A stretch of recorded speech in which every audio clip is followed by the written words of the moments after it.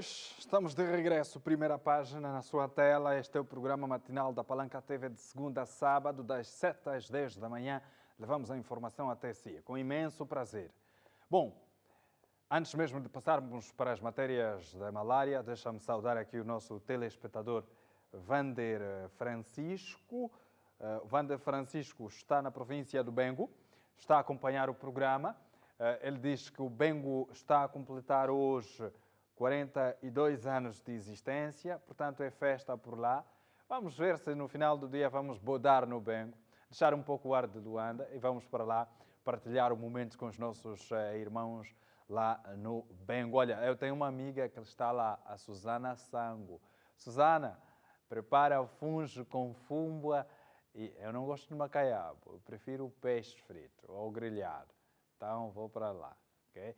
Bom, pessoal, todos os anos, quase, não todos, mas quase todo angolano tem malária.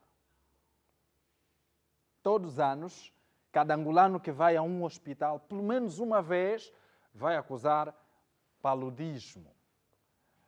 Sabe porquê? Porque nós temos águas paradas nas ruas, temos capim, temos lixo, nós temos uma população de mosquitos que toma controle de todos os lugares.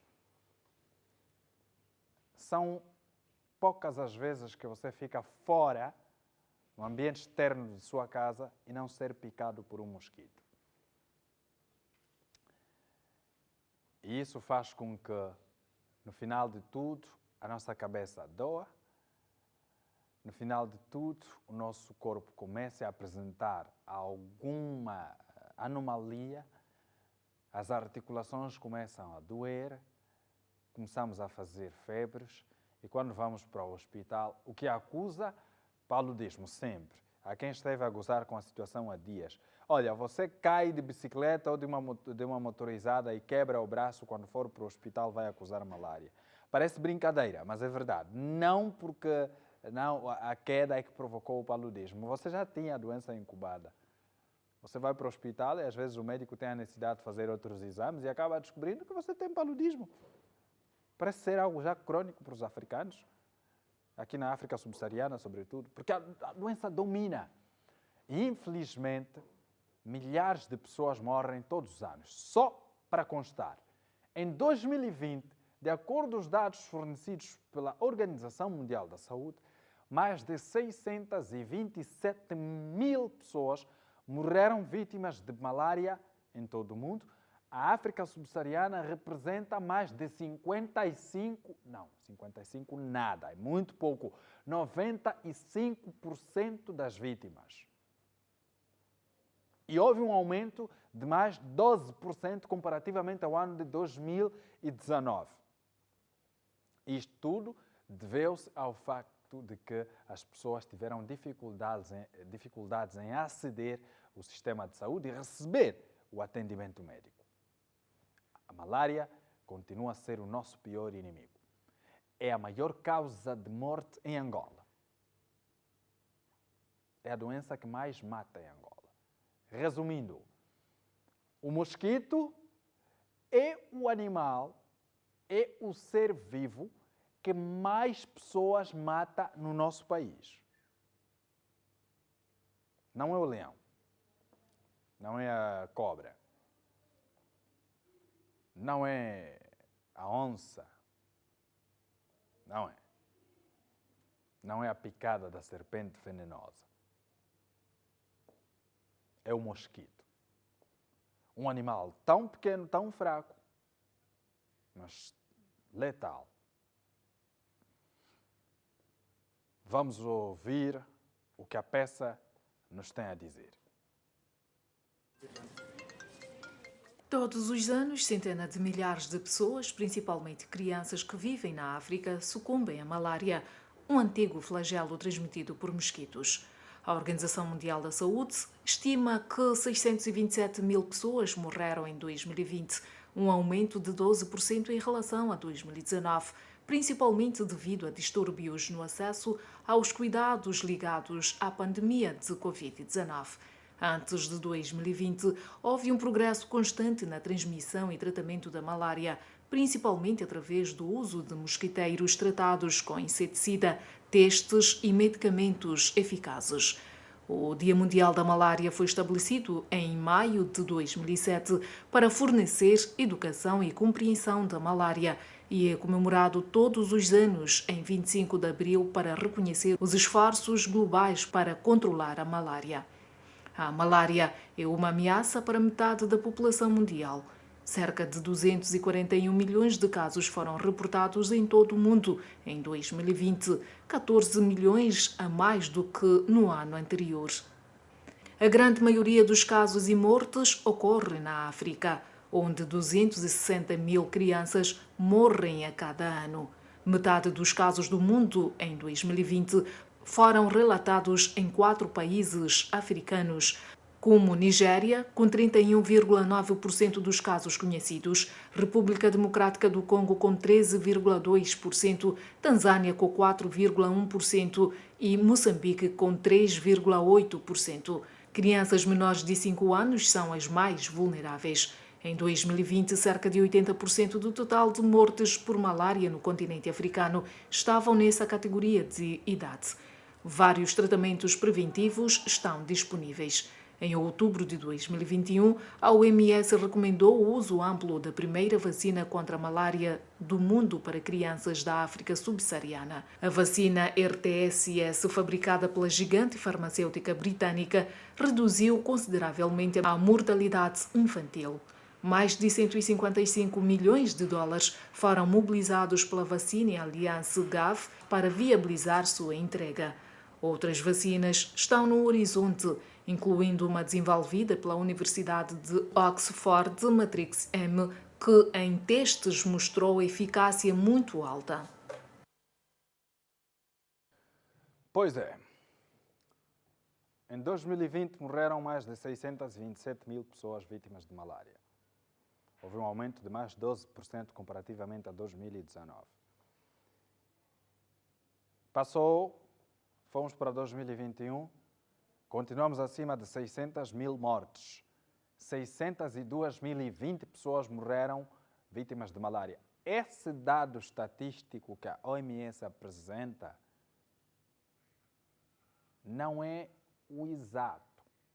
Porque nós sabemos a verdade, que há pessoas que ficam doentes e não vão para os hospitais. E algumas acabam por perder a vida lá mesmo. Então o número é bem maior.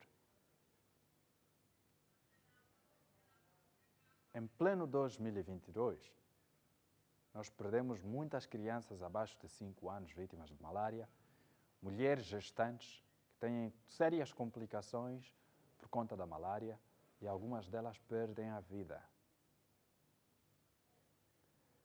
Agora, presta atenção. Mais de 228 milhões de casos foram detectados em um ano em todo o mundo. E sabe o que é? 95% desses casos foram detectados na África subsaariana. Isso é grave. Muito grave. O que é que nós africanos fizemos para viver de tanto sofrimento assim? Qual é o erro que nós cometemos? Qual é o cálculo que nós não acertamos? Qual é a conta que nós não aprendemos? Qual é o conceito que nós não percebemos? É que nós estamos a morrer como se fôssemos formigas a ser combatidos num ato de fumigação ou de desinfecção, enfim. Todos os dias, dezenas, milhares de africanos partem para a eternidade vítimas de malária. E a pergunta que sempre se faz é: quais são as políticas viradas para o combate a essa doença? Quase que são ineficazes. As pessoas vão para o hospital, recebem quarentena hoje. Depois de 3 meses voltam para o hospital, acusam de novo paludismo, um por campo, quarentena de novo. depois de 3 meses vai para o hospital porque a cabeça esteve a doer, depois ele é detectada a malária, 3 por campo, quartem de novo. O mesmo cidadão volta para casa, mas depois de sentir um desconforto lombar, então procura uma outra opinião médica, vai para um outro hospital, depois de ter cumprido com toda aquela receita, cumpriu o período de descanso e sei lá o quê. Quando for para esse centro hospitalar, exame com ele, paludismo de novo. Vai por Quimbanda, é paludismo. Quando for para o centro de naturopatia, porque está com dores de barriga, é paludismo. Até para a vizinha. Vizinha, bom dia, passou bem a noite? Não, só o corpo que está um pouco dolorido. É paludismo, toma só 2 comprimidos de quartem, isso vai passar. É só uma dose de quartem, isso vai passar. É paludismo o tempo todo. O que é que nós fizemos de errado? Temos que sofrer assim tanto. E eu, quando pergunto quais são as políticas viradas para o combate a essa doença, não estamos a falar que temos que erradicá-la, temos que reduzir apenas. Agora, uma coisa é, as mulheres gestantes que vão para os hospitais públicos voltam para casa sem mosquiteiro. Por quê? Por quê? Pelo que eu saiba, houve uma altura que as mulheres iam para as consultas pré-natais e recebiam mosquiteiro. Mas por que não recebem hoje? E nós encontramos esses mosquiteiros espalhados nas ruas à venda, 5.000 kwanzas. Então essa senhora que já não tem dinheiro para pagar táxi, sacrifica-se, anda quilômetros a pé para ir para o centro materno infantil, vai tirar 5.000 kwanzas para comprar um mosquiteiro de onde? Vai tirar de onde? Se ela foi para o hospital na esperança de que, olha, vou ser atendida, vou receber a medicação para o desenvolvimento do bebê e também lá receberei um mosquiteiro para poder me proteger e proteger o meu bebê. E volta para casa com uma receita e a médica diz, tens que comprar este medicamento, porque lá tem o ferro, tem multivitaminas para a tua criança desenvolver-se, mas o hospital provavelmente tem essa medicação. Engavetam isso. Engavetam. Voltamos naquela história do homem que desviou medicamentos e foi detido agora. Engavetam os Nutracare, os Pregnacare, ou Pregnacare, Nutracare, essas medicações todas que as mulheres devem tomar durante a gestação, não existem nos hospitais, supostamente não existem, lhes passam uma receita para ir para a farmácia comprar. Mas o hospital tem isso. Não entregam nessas senhoras por quê? Que precisam do ferro, que precisam das multivitaminas. Não entregam nelas por quê? Não entregam os mosquiteiros por quê? Continuamos com a história de que não existe, que o Ministério não compra, quando o Ministério gasta balúrdios de dinheiro para colocar os materiais nos hospitais e nós não precisamos de ter o testemunho aqui, basta ver pelo esforço que se fez durante a Covid-19. Eu não acredito que o nosso Ministério seja tão mau ao ponto de abandonar as pessoas nos hospitais. Fiquem ali, se virem. Não acredito, isso não acontece. Se tudo se faz para colocar a seringa, para colocar a luva, para colocar outro material, para colocar a máscara, para colocar a vacina, para colocar o teste Covid, para colocar os exames rápidos de malária, para colocar condições laboratoriais, para colocar equipamentos para os técnicos, ainda que de forma mínima puderem trabalhar, não falta a boa intenção do Ministério em colocar também mosquiteiros e colocar as medicações nos centros materno-infantis que as mulheres grávidas precisam. Mas a nossa má-fé acaba por superar e acabamos sempre por prejudicar o nosso irmão. Alguém cantou entre nous, entre nós nos fatigamos. E eu pergunto, est-ce que esse mundo é sério? Será que este mundo é sério? Quando às vezes nos importamos mais com coisas materiais do que com a vida. Nos importamos mais em ganhar mais uns 100 kwanzas sobre uma determinada coisa do que atender a paciente que está grávida e que precisa de boa medicação, precisa do mosquiteiro, que você está a esconder e depois consegue corromper o segurança e levar para a sua farmácia. Para que essa mesma pessoa que você atende lá no seu escritório pagar 5.000 kwanzas por essa medicação ou por esse mosquiteiro. E nós acabamos por prejudicar o Estado. Nós acabamos por manchar o bom nome de quem está a fazer bem o seu trabalho. Permitimos que os inimigos apontem para quem está a fazer a boa ação para nós. Somos maldosos a esse ponto. E a malária continua. Enquanto vocês se lutam, eu mato. A malária é o pior serial killer que nós temos. E o mosquito é o... Não, o mosquito é o pior serial killer que nós temos. Ele só precisa usar o seu veneno, como uma picada. Infelizmente, somos tão egoístas que não nos importamos mais com a vida das outras pessoas. E milhares de mulheres e crianças perdem a vida a vítimas de malária. Todos os anos. 602.000 vítimas mortais em 2021 é muito para a África subsaariana. O que é que nós fizemos? Qual é o erro que nós cometemos? Fomos nós que matamos Jesus Cristo? Não. Fomos nós que começamos com as guerras no mundo? Não. Fomos nós que começamos com a corrupção? Não. Fomos nós que escravizamos os outros? Não.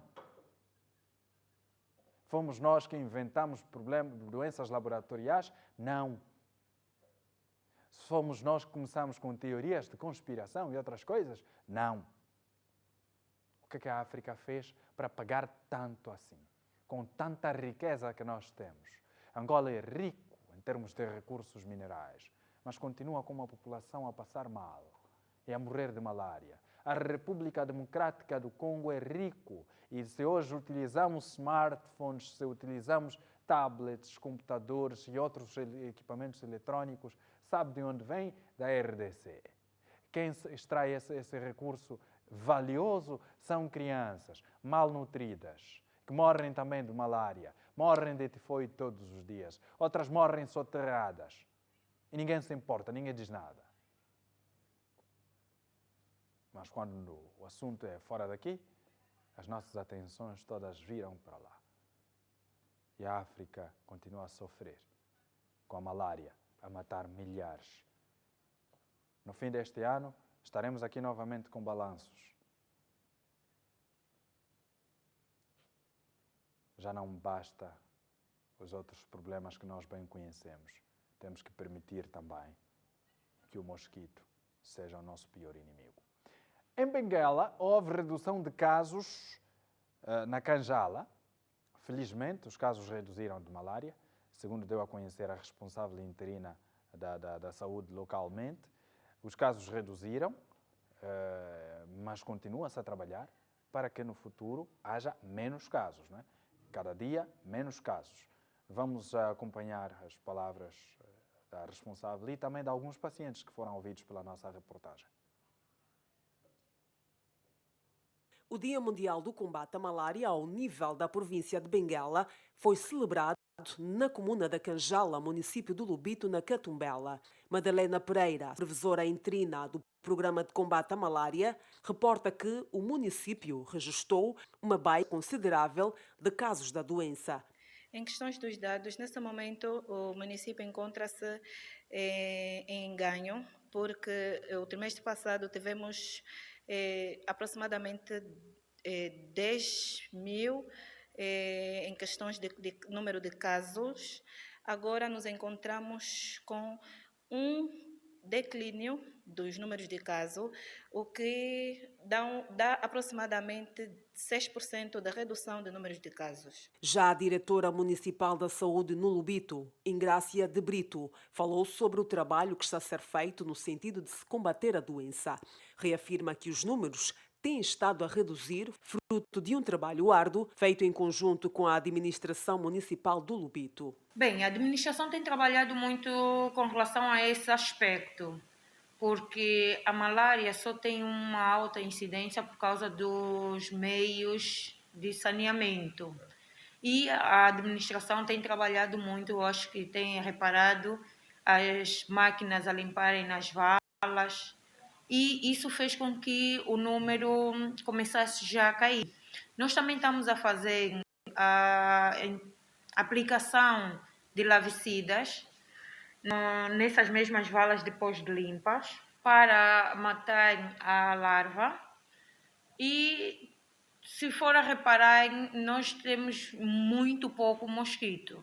Agora, esta semana estamos a fazer fumigação em alguns bairros já. Começamos ontem, trabalhamos no Compão, Bairro da Luz e Santa Cruz, fazendo a fumigação. Recomenda-se a colaboração da população a fim de se reduzir o aumento da doença no seio das comunidades. Quanto à população, é necessário que a população não volte a colocar lixo nas valas, porque o acúmulo de lixo faz com que haja produção de mosquitos, porque mesmo que nós colocarmos o inseticida na vala, sabe-se que pneus, fica aquele acúmulo de água dentro, baldes, garrafas, latas, fica aquele acúmulo, e é aí onde faz-se a produção dos mosquitos. Pois é. Agora vamos no seguinte, nós é que produzimos o lixo, nós é que colocamos água parada em casa, nós é que deixamos as nossas zonas cheias de capim e depois o mosquito sai de lá mesmo, vai se reproduzir, depois vai para a nossa casa picar a nossa criança, picar a nossa mulher, picar o nosso pai, picar, enfim, vai levar a doença para dentro de casa. E sabe, quando nós choramos, o mosquito ainda vem picar.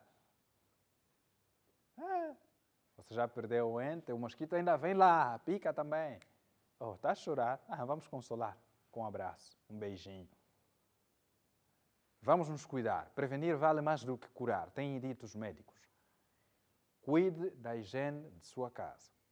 Não permita a entrada do mosquito. Olha, hoje em dia a tecnologia evoluiu tanto.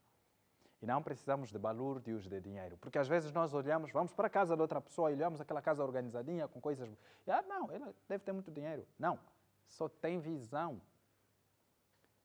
Você tem que colocar em casa um equipamento eletrônico agora, conectado à corrente elétrica, afasta mosquito. A tua casa nunca vai ter mosquito.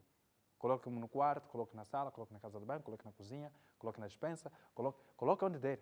Não vai ter mosquito lá. O mosquito não vai pisar. É um pequeno dispositivo. Deve estar a custar 700 a 1000 kwanzas. Vá por São Paulo.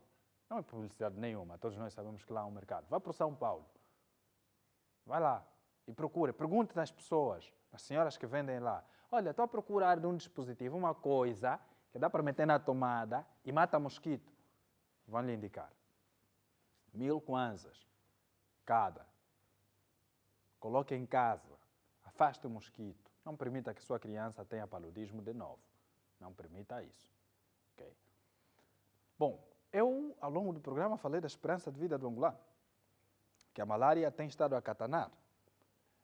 A corrupção também vem lá e catana, porque depois não dá oportunidade na pessoa, a pessoa não tem oportunidade, alimenta-se mal, desenvolve problemas de saúde, vai para o hospital, é mal atendido, morre. Então nós temos uma esperança de vida muito reduzida. Porque temos N fatores que infelizmente acabam por nos prejudicar, desde bebês, no ventre da mãe, até o último dia da nossa vida. É sofrimento, o africano transpira.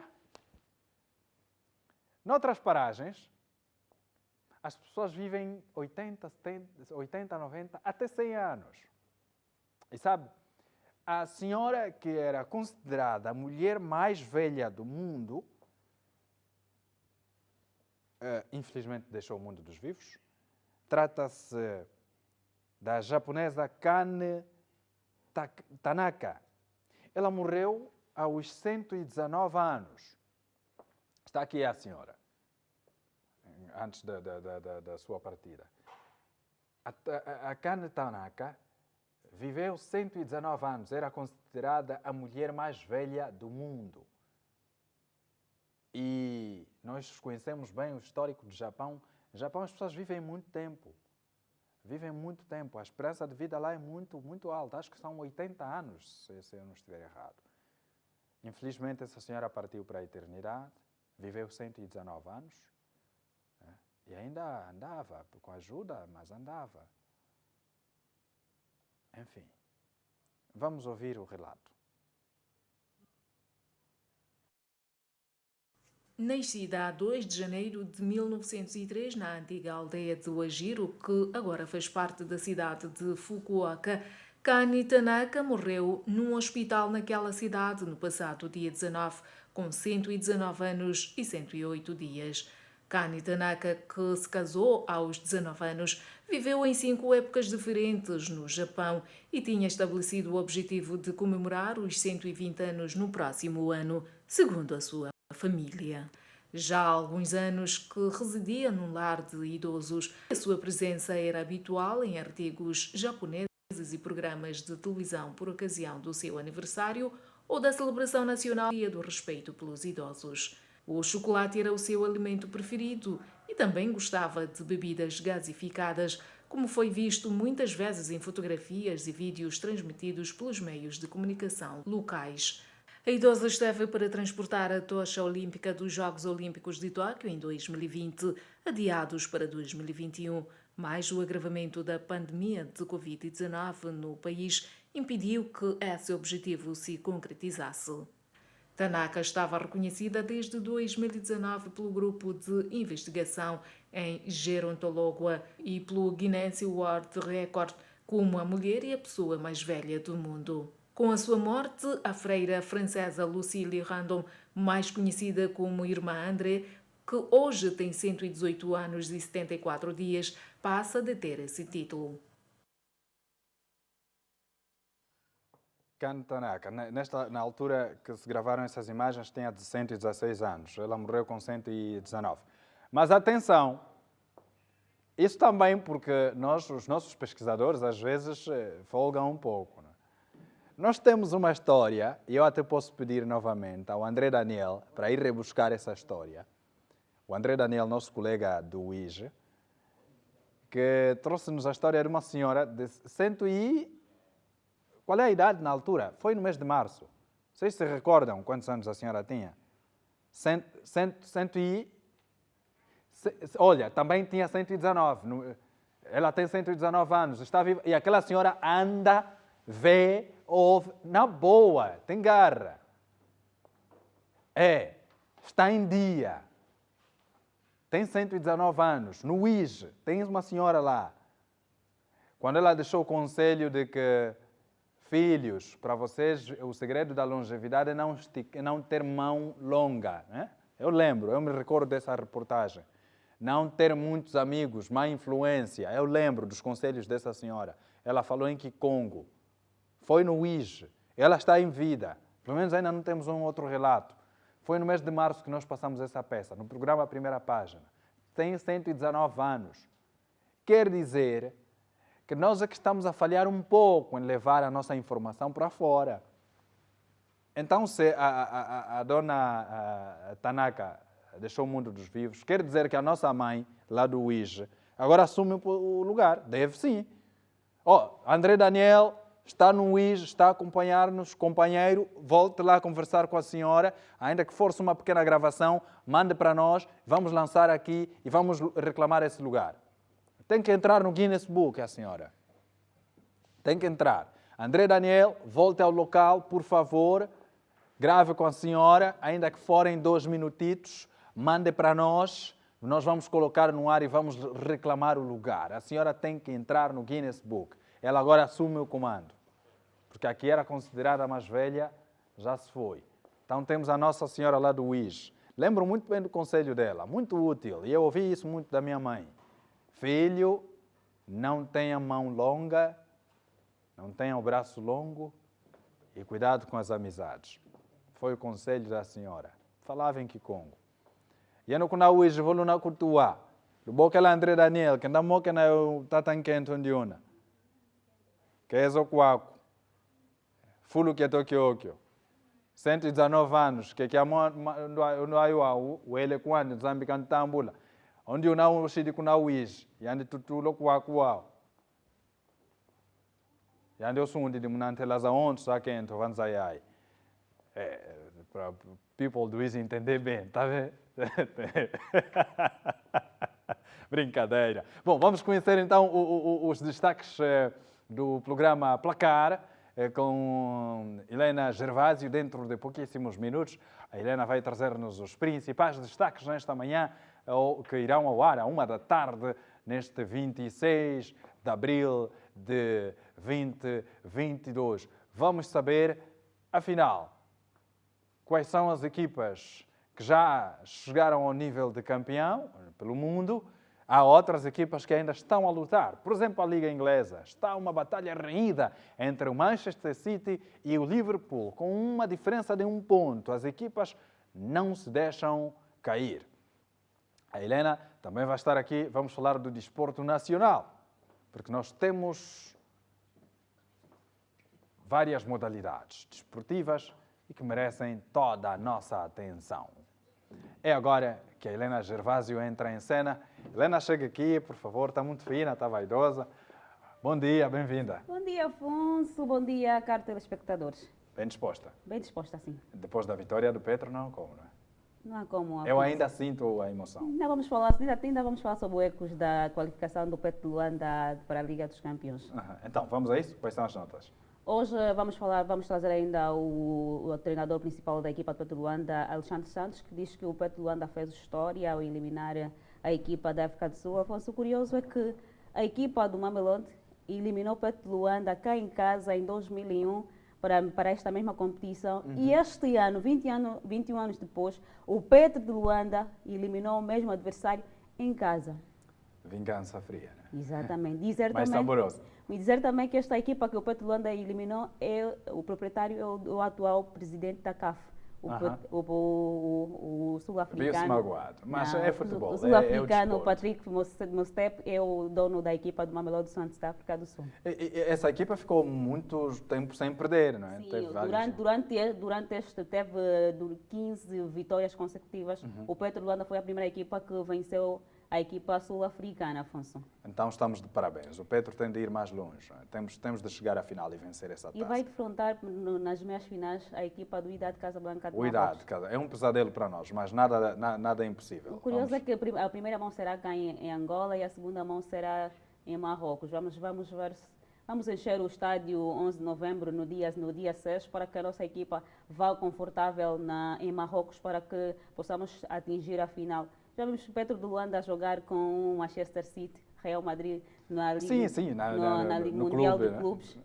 Vamos torcer que a nossa equipa vá para esta competição. Para além de falar do Petro de Luanda, também vamos falar sobre a Seleção Nacional de Futebol, que já conhece seus adversários, que vai começar esta competição cá em casa a partir do dia 30 de maio, vai defrontar a seleção da RCA, a República Centro-Africana, no estádio 11 de novembro. Vamos começar a nossa competição para o CAN 2023. Depois da ausência no CAN 2021, vamos esperar que a nossa seleção se qualifique para esta mesma competição, que será em 2023 na Côte d'Ivoire. Então também vamos falar sobre os adversários e também sobre as datas do jogo da nossa seleção.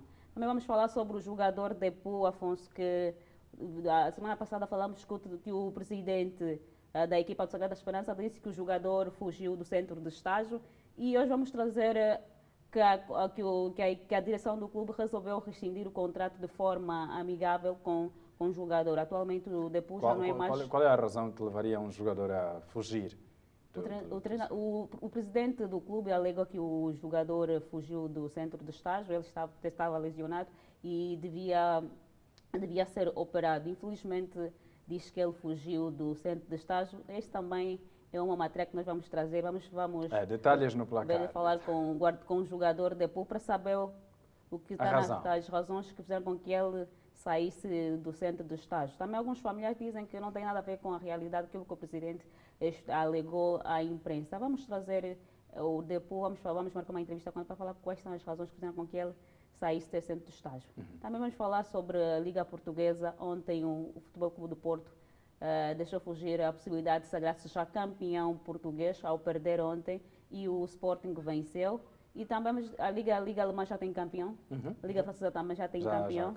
São os de sempre, não é? Exatamente. Quase que não há novidade. O ano passado, na Liga Francesa, o Lille foi campeão. Sim, foi. Este ano, o PSG voltou a conquistar o campeonato. Dizer também que vamos trazer estas matérias e também vamos falar sobre MotoGP. Vamos falar da Fórmula 1. Em MotoGP, o Fábio Quartararo conquistou o prémio e também em Max Verstappen também voltou a conquistar o prémio este final de semana. São essas matérias que vamos trazer hoje no Placar, Afonso. Muito bem, Helena Gervásio, obrigado pela presença. Bom trabalho. Obrigada, igualmente. Estimado telespectador, nós colocamos o ponto final a esta edição do programa Primeira Página, terça-feira, 26 de abril de 2022. A promessa de estarmos aqui juntos amanhã, pontualmente às 7, com mais notícias, conversas e, como sempre, a nossa interação. Um bom dia especial para quem acompanhou-nos de Moçambique, a partir de Moçambique, e procure a nossa página, a Primeira Página PTV, no Facebook, ou então no YouTube, nosso canal, e interaja conosco. Meu nome é Afonso Mpalo Casagrande, estaremos sempre de olho na notícia, fazendo a informação circular a toda hora aqui no seu canal, e eu quero que receba o nosso bom dia.